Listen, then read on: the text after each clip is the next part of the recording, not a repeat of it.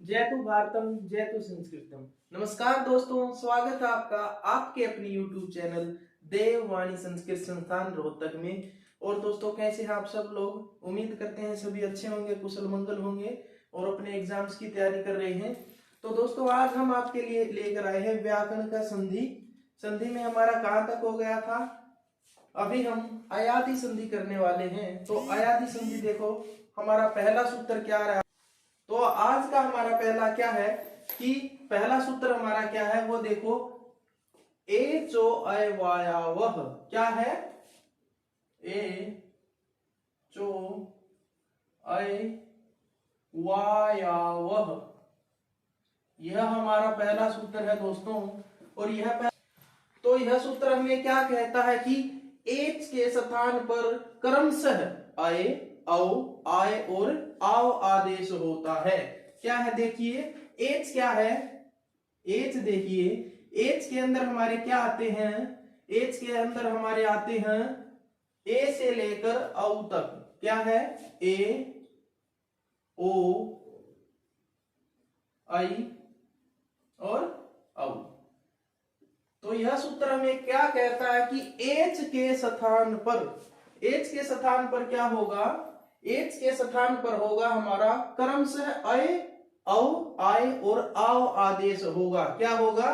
एक ही जगह पर अय, औ, आय और आव। ठीक है। एचो अवायावह सूत्र हमें कह रहा है कि एच के स्थान पर अय, आव और आय और आव आदेश होगा। किसके परे? अच परे। ठीक है। यह सूत्र हमें क्या कह रहा है? एच के स्थान पर क्रमशः अय, आव, आय और आव आदेश प्राप्त होगा। इसके बाद देखिए दोस्तों कि हमारा दूसरा सूत्र क्या है वो। तो दोस्तों, हमारा दूसरा सूत्र हमारे सामने क्या है? यथा संख्यम अनुदेशः समानाम। क्या है? यथा संख्यम अनुदेश समानाम। तो इसमें क्या है? इसमें कह रखा है कि जिस प्रकार संख्या के अनुसार दे रखे हैं उसी के समान क्या होगा? आदेश होगा। ये देखिए यहाँ पर पहले सूत्र में एचो अवायाव में क्या कहा कि एच के स्थान पर क्या होगा? अय, आय, औ, आय और आव आदेश होगा। लेकिन हमारा दूसरा सूत्र क्या कह रहा है कि यथा संख्या, यानी कि जिस क्रम में यहां पर हमें दे रखे हैं उसी क्रम में होंगे। जैसे कि ए के स्थान पर अय आदेश संख्या अनुसार, ओ के स्थान पर अव होगा, ए के स्थान पर आय होगा और औ के स्थान पर आव होगा। यानी कि क्रम से जिस प्रकार दे रखे हैं वैसे होंगे। ठीक है दोस्तों, अब इनके हम क्या देखेंगे? उदाहरण देखेंगे। उदाहरण है जैसे नायक। क्या है? नायक। तो देखिए इसमें सबसे पहले क्या है? हरिये। हरिये में क्या है? और इसके बाद हमारा दूसरा उदाहरण क्या है? विष्णुवे। ठीक है, दूसरा क्या है? विष्णुवे। तो इसके अंदर देखिए, इसके अंदर क्या है? हरिये के अंदर क्या है? हमारी है यहां पर हरे प्लस ए। क्या है? हरे प्लस ए। तो यहां पर क्या है कि यहां पर ए के स्थान पर क्या होगा? अय आदेश होगा। क्या होगा? अय आदेश होगा। किस सूत्र से होगा? ए चो अय आयावह। ए चो अय वायावह। इस सूत्र से क्या होगा कि ए के स्थान पर अय आदेश होगा। देखिए कैसे होगा? ह, र और इसकी जगह पर क्या आएगा? अय, अय। ठीक है। और ये ए ऐसे के ऐसा। ठीक है। अब हमने यथा संख्या अनुदेशम सामान्य से क्या किया? उसके समान का अय लिया, इसका आदेश हुआ और अब हम इनकी संधि कर देते हैं। तो क्या हो गया? ये अ इसके अंदर मिल जाएगा। तो ये क्या हो गया? हर और ये ओ ए हर ये। ठीक है। हमारा यह क्या हुआ? इति सिद्धम। यह रूप हमारा क्या हुआ? सिद्ध हुआ। इसके बाद देखिए विष्णुवे। विष्णुवे हमें क्या कह रहा है? ओ का आ गया इसमें। तो क्या है ये देखिए विष्णु प्लस ए है। क्या है?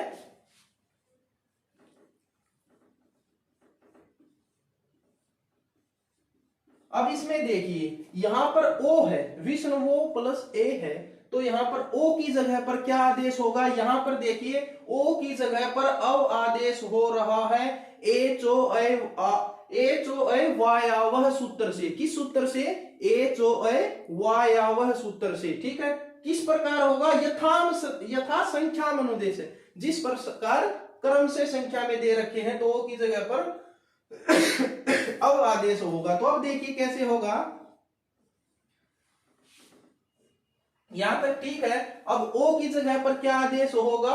अब आदेश होगा। तो क्या हुआ यहाँ पर? अव का आदेश हुआ और ये ऐसे के ऐसे।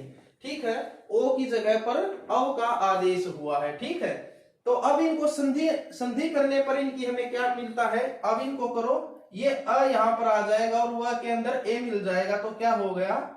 विष और ये क्या है? वो। ठीक है, तो दोस्तों इससे क्या हुआ? हमारा विष्णुवे रूप सिद्ध हुआ।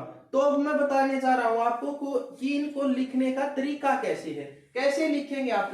सबसे पहले आप लिखेंगे कि विष्णु प्लस ए, ये क्या है हमारी? ये हमारी संधि रहित स्थिति। यहां पर लिख के आप सामने लिख सकते हैं कि यह हमारी क्या है? संधि रहित स्थिति है। इसके बाद हम क्या करेंगे? ये लिखेंगे, तो इसके आगे हम सूत्र लिखेंगे कि एचो अ वाय। अब हम इसके आगे हमारा सूत्र लिखेंगे, पहला क्या है? एचो अ वायावह। इस सूत्र को हम इसके साथ लिखेंगे और इसके बाद लिखेंगे कि इस सूत्र के साथ एच की जगह पर अव आदेश हुआ। हम लिखेंगे फिर यथा संख्या अनुदेश समानम से क्या हुआ? ये सूत्र और ये सूत्र हमारे दोनों इकट्ठे लगेंगे। इन दोनों सूत्रों को लिखने के बाद हम कहेंगे कि एच के स्थान पर अव आदेश प्राप्त हुआ, और इसके बाद हम इन वर्णों का संयोग करने से इस रूप को सिद्ध करते हैं। तो अंततः हम लिखेंगे कि वर्ण संयोग से इति सिद्धम, वर्ण संयोग से रूप सिद्ध हुआ।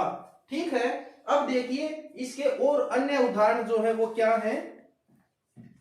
अन्य उदाहरण है नायक और पावकः। तो अब देखिए अगले आपके क्या है? अगला है नायकः। क्या है? नायकः।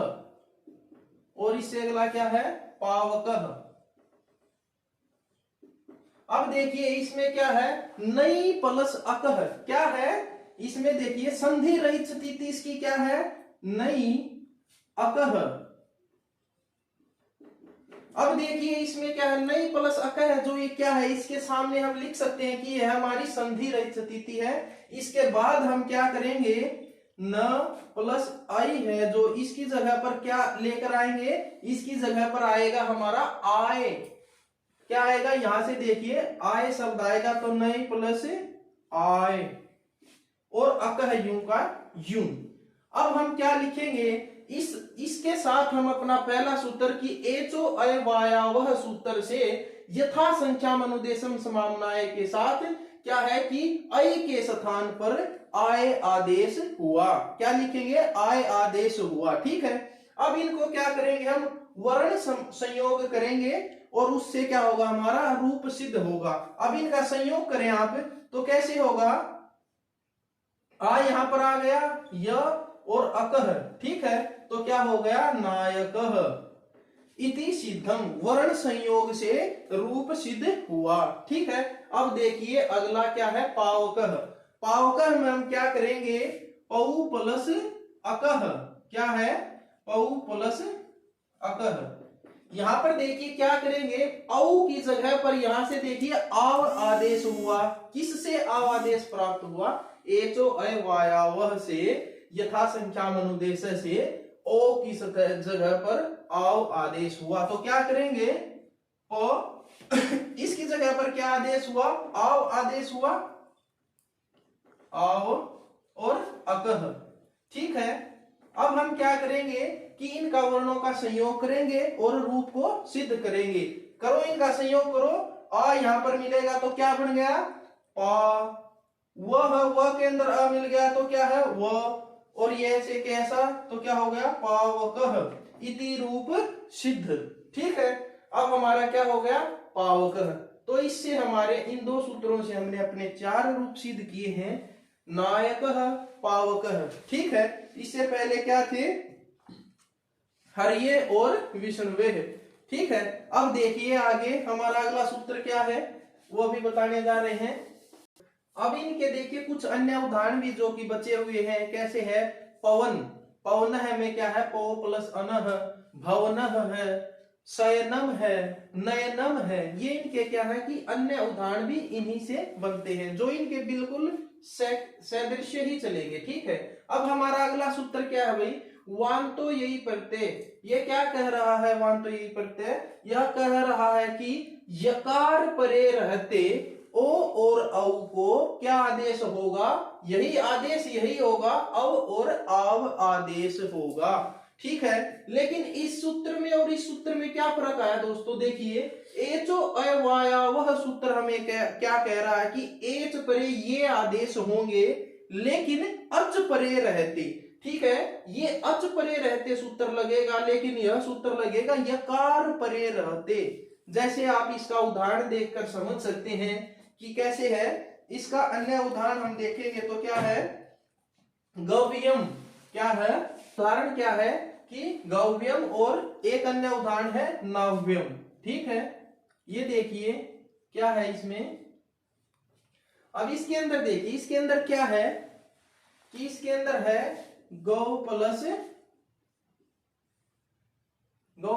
यम। ठीक है, इसके अंदर देखिए कि ओ के जगह पर क्या होगा, अव आदेश होगा, लेकिन क्या है कि यम है यानी कि यकार है, यकार से परे यदि ओ हो तो उसकी जगह पर अव आदेश होगा। लेकिन एचो अवायव सूत्र क्या कह रहा है कि यहां पर अच होना चाहिए, अच से परे।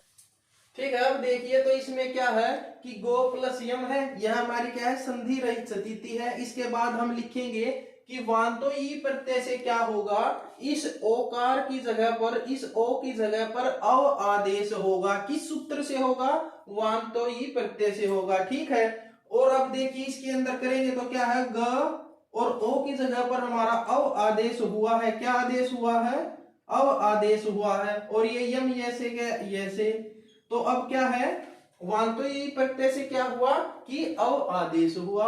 अब क्या करेंगे, वर्णों का क्या, अब इनका हम क्या करेंगे, इनका संयोग करेंगे तो ग के अंदर ए आ गया, ग व, और ये क्या है य, तो यहाँ पर वह क्या है, आधा है तो व और यम, तो क्या बन गया, गव्यम। ठीक है, अब अगला देखिए नव्यम। इसमें क्या होगा, नव प्लस यम। इसके अंदर देखिए फिर से हमें वही बात करनी है कि ये क्या हमारी संधि रहित स्थिति है। इससे आगे हम क्या लिखेंगे, न, और औ की जगह पर क्या आएगा, आव आदेश होगा। किससे हुआ, वांतो ई प्रत्यय से क्या हुआ, औ की जगह पर आव आदेश हुआ। क्यों हुआ, क्योंकि यकार परे था, यकार परे औ को आव आदेश होता है। कब, यकार परे रहते। किस सूत्र से होता है, वांतो ई प्रत्यय सूत्र से होता है। तो अब हम क्या लिख देंगे कि हमारी ये बात हुई। अब इसको लिख के देखिए, औ की जगह पर क्या हुआ, आव आदेश हुआ, और ये यम ऐसे का ऐसे। अब हम क्या करेंगे, वर्णों का संयोग करेंगे। वर्ण संयोग करके हमें क्या मिलेगा, नव्यम। कैसे मिला, न के अंदर आ मिला तो क्या हुआ, न, व और यम। वर्ण संयोग इति सिद्धम, वर्ण संयोग करके यह रूप हमें सिद्ध हुआ है। ठीक है, अब आगे देखिए हमारा आगे आता है अधो परिमाणे च। हमारे अगला सूत्र क्या है, सूत्र हमारा अगला सूत्र क्या है, क्या है, अधो परिमाणे च। यह क्या है, यह एक वार्तिक है। क्या है, यह एक वार्तिक है। ठीक है, अधो परिमाणे च वार्तिक है, और यह वार्तिक हमें क्या कहता है कि यदि गो शब्द परे रहते, गो शब्द से बाद में यदि कोई परिमाणार्थक शब्द आ जाए। कैसा शब्द, परिमाणार्थक। परिमाण कैसे, यानी कि मापने के तौर में कोई शब्द आ जाए, जैसे लंबाई में, योजन में, ऐसा कोई शब्द यदि गो शब्द के बाद आ जाए तो उसमें क्या होगा कि उसमें हमारी संधि बनेगी। जैसे देखिए गो शब्द के बाद एक युति शब्द आता है। क्या होता है? युति। युति शब्द क्या है? एक परिमाणार्थक शब्द है। युति मतलब मापने के लिए होता है, ठीक है। इसमें क्या होगा, यदि गो शब्द के बाद कोई परिमाणार्थक शब्द आ जाए तो क्या होगा? तो भी वही होगा कि ओ की जगह पर अव आदेश होगा। क्या आदेश होगा? ओ की जगह अव। तो इसकी जगह पर क्या आदेश होगा? अव। ये देखिए कैसे, ग ओ की जगह पर अव आदेश हुआ और युति यू का यूं। अब हमें क्या लिखना है कि अधो परिमाणे च वार्तिक आने से, अधो परिमाणे वार्तिक ने क्या किया कि ग के ओ की जगह पर अव आ। तो अब देखिए हम यहां पर क्या लिखेंगे कि अधो परिमाणे च वार्तिक आने से गो शब्द के बाद युति शब्द है, इसलिए ओ की जगह पर अव आदेश हुआ। अब इनका हम क्या करेंगे? संयोग करेंगे वर्णों का। वर्ण संयोग करके क्या होगा, हमें इनका करके देखिए एक बार। ग के अंदर अ मिल गया, व और युति, यह शब्द मिला। इस शब्द का क्या अर्थ है? गवयुति का मतलब है दो कोस की दूरी। क्या है गवयुति का? वही मैं बता रहा था, परिमाण अर्थ क्या है, यानी कि मापने के अर्थ में है। युति शब्द का यहाँ पर अर्थ क्या है कि कोस, ठीक है। तो अब इनका क्या करने पर, वर्ण संयोग करने पर यह रूप सिद्ध हुआ। तो दोस्तों आज के लिए बस इतना ही, मिलते हैं हम अपनी अगली क्लास में। तब तक के लिए आपको यदि कुछ भी समझ में नहीं आ रहा है तो आप हमारे पास ऑफलाइन क्लास में आके भी हमें ज्वाइन कर सकते हैं, देववाणी संस्कृत संस्थान रोहतक में, जो आपके गेट नंबर 2 के बिल्कुल सामने एग्रो मॉल के अंदर है, शॉप नंबर 158। तो दोस्तों आपसे एक विनती है कि हमारे इस चैनल को प्लीज प्लीज लाइक शेयर और सब्सक्राइब जरूर करें ताकि हमारा भी हौसला बढ़े। तो इसी के साथ जय हिंद, जय भारत।